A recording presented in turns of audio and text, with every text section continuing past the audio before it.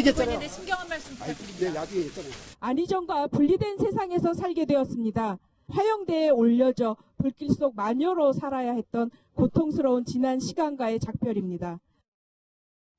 네, 수행비서를 성폭행했다는 혐의로 기소됐던 안희정 전 충남지사가 바로 어제였습니다. 항소심에서 징역 실형을 선고받고 법정 구속이 됐는데요. 김지은 씨는 화영대 속 마녀로 살았던 이 고통스러운 시간이 끝났다는 심경을 전하기도 했습니다. 안희정 전 지사에 대해서 1심 재판부가 이 무죄라고 판단했던 의혹들이 2심에서는 대부분 유죄로 뒤집힌 건데요. 변호사님. 네. 완전 정반대의 결과가 나온 건데 이게 가능한 건가요?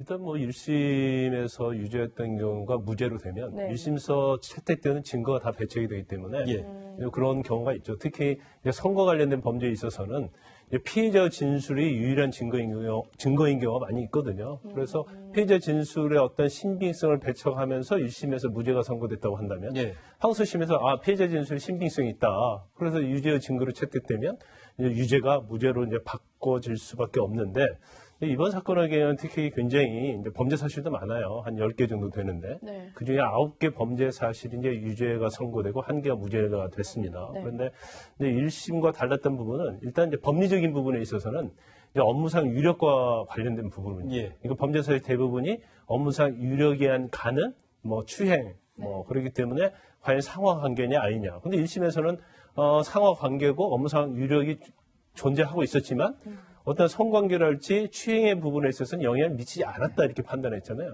그런데 항소심에서는 서로 상하적 관계가 있다. 잠재적 대권 주자였고 도지사였기 때문에 그리고 김지은 씨는 뭐 정무비서 수행비서를 했지 않습니까? 권력적 상하 관계가 있었고 무형적인 유력의 행사가 있었다 이렇게 본 거고요. 그다음에 피해자 이제 진술의 신빙성과 관련해서도 마찬가지죠. 피해자가 일부러 안희정 전 지사를 무고할 이유가 없고 또 여러 가지 진술을 보면 일관성 있고 구체적으로 신빙성이 있다. 그래서 피해자 진술 자체를 유죄의 증거로 삼았기 때문에 재판이 완전히 1심과 2심이 180도로 바뀌었다고 볼 수 있는 거죠. 네, 장영 교수님 여쭤보겠습니다. 사실 안희정 전 지사의 1심 판결이 난 이후 김지은 씨의 이 대한 악성 댓글도 굉장히 수위가 높았던 것들이 많았고 그런 부분 때문에 사실 화영대 속에서 이 보냈다, 마녀로서 힘든 고통의 시간을 보냈다 이렇게 표현을 한 것 같은데 2심정이 어땠을까 싶어요. 1심 판결에서 무죄가 안희정 전 지사에 대해서 내렸기 때문에. 예, 맞습니다. 1심 결과가 그렇게 나왔기 때문에 2심에 대한 전망도 사실은 좀 그 중론이 역시 무죄가 나오지 않겠느냐라는 예측이 사실상 좀 많았거든요. 그럼에도 불구하고 이렇게 완전히 지금 말씀하신 대로 180도 다른 결과가 나오면서 이제 김시은 씨가 한 표현이 그 지금 말씀하신 대로 그 마녀로 살았던 이 부분에 대한 이제 안타까운 표현을 했고 아마 아직도 뭐 대법원 판결이 남긴 했습니다만 이것 자체에 상당 의미를 부여하는 것 같아요. 일반적인 마녀 사냥이라든지 오히려 본인이 피해자인데 그러니까 본인 입장에서는 내가 피해자인데 오히려 내가 가해자가 되고 있는 이런 상황들, 이 억울한 상황들 그리고 이게 자신만의 케이스가 아니라 다른 피해 여성들도 이런 비슷한 또 결과를 얻고 있지 않을까 이런 억울한 심정 그런 것 때문인지 이번에 2심 결과가 나온 이후에 제가 이렇게 받은 도움을 혼자 내가 힘겹게 싸우고 있을 때 이겨낼 수 있었던 이런 것들을 나 같은 피해자 역시 나처럼 혼자 강하게 이렇게 좀 싸우고 있는 이런 피해자들을 위해서 내가 함께 나누고 싶다 이런 표현을 썼고요. 앞서서 1심, 2심 그 달라진 부분에 대해서 상당히 해석이 굉장히 차이가 많이 있었잖아요. 말하자면 뭐 안희정 씨의 진술이 신빙성이 없다고 본 반면에 1심에서는 김 씨의 진술 신빙성이 없다고 봤다가 다시 그걸 뒤집었거든요. 신빙성이 있다고. 그러니까 신빙성이 의심되는 부분이 있으나 의심되는 부분이 있다고 모든 것을 거짓 진술로 받아들이면 안 된다라는 것들이 있었고 최근에 많이 나오고 있는 성인지 감수성에 대한 것들도 언급이 되면서 그리고 안희정 전 지사가 김지은 씨한테 이 미투 사건이 벌어지고 나서 문자 메시지도 좀 보냈었잖아요. 그런 부분 때문에 안전지사에게 2심에서 불리하게 작용한 게 아닌가. 그러니까 지금 뭐 세부적인 내용 사실은 비공개이기 때문에 다 알려지지는 않았어요. 하지만 이렇게까지 180도 다른 결과가 나오기까지는 무언가보다 확실한 증거가 있었다든지 뭔가 아니면 안전지사나 김 씨와 다른 태도나 증거가 나온 게 아니냐라는 이제 추측이 나오고 있는 상황이기는 한데요. 그 부분에서도 새로운 증거가 나왔을 가능성도 있지만 기존의 증거만으로도 지금 해석이 다르게 나오고 있거든요. 그러니까 많이들 의심했던 게 그런 성폭력 그런 피해가 있었다라면 그 이후에 김 씨의 행동이 이랬을 리가 없다라고 지적됐던 몇 가지도 있었죠. 뭐 최초에는 뭐 성폭행 이후에 뭐 순두부집을 알아봤다든가 와인바를 봤다든가 여러 가지들 이런 부분에 대해서도 다른 해석을 나오는 것도 굉장히 주목할 만한 결과인 것 같습니다. 네. 위원님 이번에 보면 이 김지은 씨 피해자 김지은 씨 진술의 신빙성을 두고 1심, 2심이 이제 다르게 나온 건데 사실 1심에서는 신빙성이 좀 부족했다. 근데 2심에서는 완전히 180도 바뀌면서 김지은 씨의 어떤 진술에 포커스가 완전 맞춰진 걸로 바뀐 거잖아요. 사실 제가 이제 성폭력 사건 같은 경우에 이제 재판 이렇게 들어가 보면 이게 왜냐하면 성폭력 당한 피해자 입장에서 보면 굉장히 어쩌면 정신적으로 사실 멘탈이 붕괴되어 있는 상황이에요. 그렇다 보면 예를 들어서 어떤 진술을 하게 되면 그 진술에 조금씩 허점이 있거든요. 그러면 그거를 이제 상대방이 굉장히 파고 들어갑니다. 그러다 보면 본인이 그럼 내가 기억이 잘못됐나? 내가 왜 저항을 안 했지? 뭐 이런 식으로 이제 되기 때문에 그동안 어떤 면에서 보면 이제 성폭력 사건 같은 경우는 가해자와 피해자를 어떤 동등하게 본다든지 이런 식으로 많은 접근을 해왔어요. 그렇다 보니까 사실은 이제 재판 같은 걸 진행하다 보면 실제로 이제 김지은 씨도 이야기했지만 한 공간에서 같은 재판을 하지 않습니까? 그러면 그 차양막이 서 있긴 하지만 상대방의 가해자가 만약에 거기 있는 상황. 그러니까 숨소리마저도 굉장히 본인한테는 엄청난 압박이었다라고 이야기하지 않습니까? 그만큼 피해자의 어떤 입장에서 어떤 문제를 해결해야 된다. 그게 바로 이제 성인지 감수성에 대해서 이제 지난해 4월 달에 대법원에서 판시한 이후에 상당히 변화가 된 게 있어요. 그 뭐냐면 성폭력 피해자 입장에서 보면 당시 상황에 대해서 사실 피해자이기 때문에 굉장히 혼란스럽고 어떻게 할지 모르는 특히 김지은 씨 같은 경우도 본인이 별정직 공무원 있지 않습니까? 예를 들어서 안희정 전 지사가 가진 대권주자, 지사, 자신의 성사약탈권 가지고 있잖아요. 그럼 그 사람한테 성폭력을 당했는데 그 다음날 아무렇지 않게 행동했다고 해서 과연 피해자가 아닌가? 이건 아니거든요. 본인 입장에서는 거기에 생존해야 되기 때문에 똑같이 행동을 하는 거예요. 그렇지만 속으로는 굉장히 엄청난 피해를 느끼는 것이죠. 이제 그런 지점들을 이번 재판부가 충분히 고려해야 된다. 즉 피해자의 상황, 피해자의 입장 이런 부분에서 이 사건을 바라봐야 된다라고 함으로 해서 실제로 피해자한테 상당히 무게를 두는 것이 아닌가 생각이 듭니다. 네, 사실 뭐 1심에서와 크게 다른 부분 방금 이현정 위원께서 지적을 했지만 성폭행 당시 안전 씨가 좋아하는 이제 이후에 이 김지은 씨가 순두부집을 이제 예약을 하고 또 안전지사와 와인바를 간 것에 대해서 1심 재판부는 사실 피해자로서의 행동으로 볼 수 없다.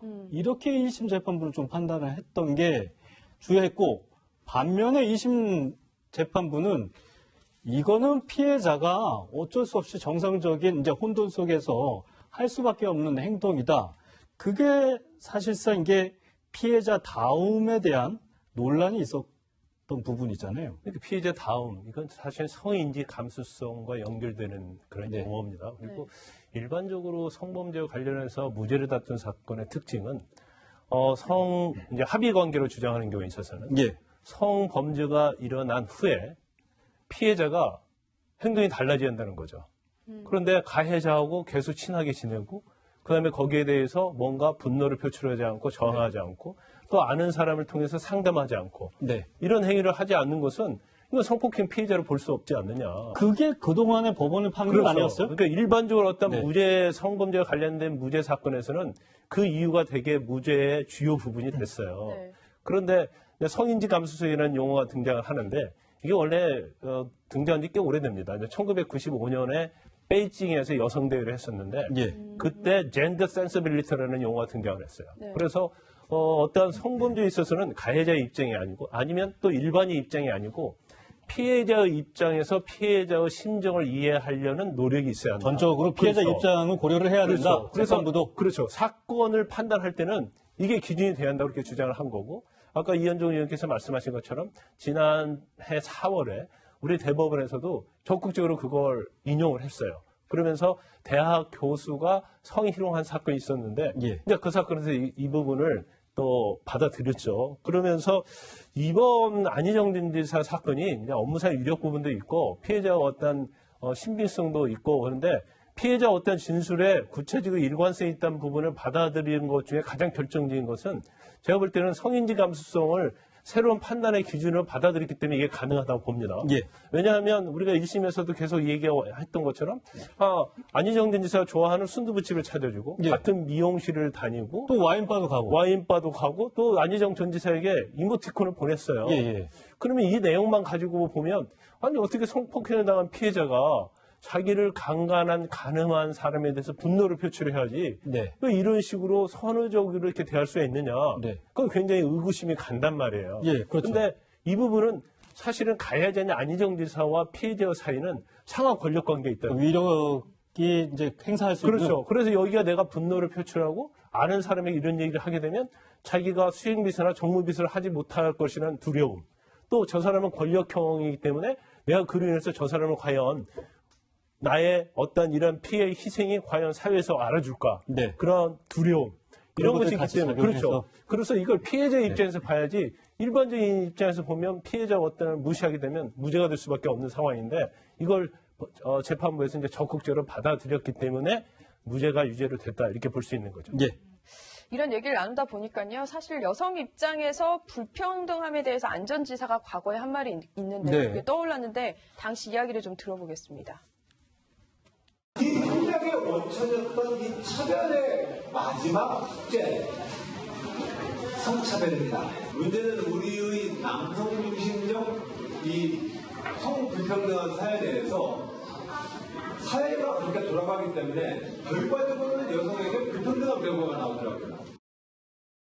네, 저 말이 이게 지금 와서 보니까 안전지사 성인지 감수성이라는 2심 재판부의 생각하고 똑같은 것 같아요. 맞아요. 저건 이제 본인이 이렇게 가해자로 예. 지목되기 전에 있었던 일이죠. 여성들의 이제 차별 문제 이런 부분을 이야기하면서 단순한 사회적인 기준이 아니라 좀 피해 여성자 입장에서 보는 게 필요하다라고 본인이 말한 그게 바로 2심 재판부가 해석한 기준이 된 겁니다. 그러니까 아까 성인지 감수성 김경선 변호사님이 설명해 주셨지만 쉽게 말하면 그거거든요. 여성이 성폭행을 당한 이후에 가해자와 가깝게 지내는 게 일반인으로 볼 땐 이상하지만 이게 이 자체가 성범죄 피해 여성으로서 할 수 있는 오히려 그 성범죄 피해에 의한 행동일 수 있다라는 걸 이제 감지하자라는 거거든요. 근데 바로 안희정 지사가 이제 그 부분을 꼽았던 부분이 바로 2심 결과가 나온 것이고 이러다 보니까 뭐 안 전 지사 입장에서는 이 부분에 대해서 또 다른 지금 이제 예. 항고를 할 입장이긴 합니다만 여기서 어떤 해석을 나올지도 사실 궁금해지는 부분입니다. 그러니까 사실 처음에 이제 안희정 지사가 이 사건이 터지고 난 다음에 그 미안하다 뭐 이런 이야기를 했지 않습니까? 그렇죠. 그리고 뭐 내가 특히 이제 김주인한테 미안하다 이야기를 했는데 법정에 들어가서는 완전히 달랐어요. 이거는 뭔가 합의한 관계고 사랑하는 관계였다. 이런 식으로 이제 이야기를 하니까 1심은 그거를 인정을 했습니다. 예. 근데 이제 문제는 2심에서는 오히려 김지은 씨 같은 경우는 진술이 계속적으로 바뀌지 않았는데 안희정 지사는 처음에 한 행동과 그다음 두 번째 한 행동 자체가 완전히 달랐다. 네. 그리고 법정에서 본인은 계속 어떤 합의한 관계였다는 걸 강조했고 대중들한테 보일 때는 아우 미안하다 뭐 이런 식으로 이야기하는 것 자체가 굉장히 이중적이었다. 이 부분을 재판부가 상당히 진술의 불일치성 이걸 굉장히 무게를 둔 것 같습니다. 예. 상황이 이렇게 되다 보니까요. 네. 다시 희자되고 있는데 안이 바뀜이라고 조원진 의원이 한 말이 다시 네, 저도 기억이 나는데요. 떠오르거든요. 오랜만에 다시 한번 들어보겠습니다. 안이 바뀜이라는 얘기가 어제 제가 서울시에 얘기했어요. 그죠? 뭐, 그게 화제되고 있습니다. 안희정 날리고, 그죠? 이재명 날리고, 그 다음 박원순 까불지 마라. 까불면 날린다. 그 다음에 김은 누군가. 이게 화제되고 있는 얘기입니다. 이현정 의원님. 네. 사실 조원진 의원께서 저 얘기할 때만 해서 네. 무슨 저거 좀 얘기가 안 되는 맞아요. 소리를 저렇게 하시나 했었는데 이번 주 저는 깜짝 놀랐습니다. 김경수 경남지사가 법정 구속되고 또 1심에 무죄를 받았던 안희정 전 충남지사 법정 구속되고 그러니까 여기서 이하고 박을 건너뛰어서 김이 또 누군지도 네. 밝혀졌어요.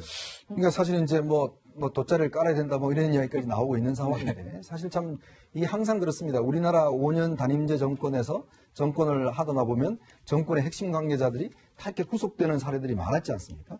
이번 같은 경우는 더 이제 충격적인 게 다들 대권주자급들이에요. 지금 보면은 지금 사실 이재명 경기지사 같은 경우도 지금 현재 재판 중에 있지 않습니까? 선거법 관련해서.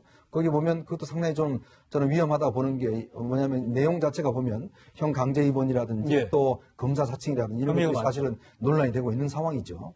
이제 그렇다고 왜 이런 현상이 벌어질까? 어떤 면에서 보면 한편으로 여권이 가지고 있는 내부적으로 우리는 뭐 괜찮다. 우리는 선이다. 우리는 정의다. 라고 하면서 실질적인 행동 자체는 전혀 그렇지 않게 하는 현상들. 저는 그런 게 있다고 봅니다. 이제 권력의 어떤 오만한 측면이 있다고 보는 것이고 또 이제 이런 것들이 어떤 자기 주변의 어떤 관리를 제대로 못함으로 해서 나타나는 문제들. 이런 것들이 이제 축적되다 보니까 결국 우리가 예측하지 못하는 결과들이 지금 잇따라서 나오는 게 아닌가 그런 생각이 듭니다.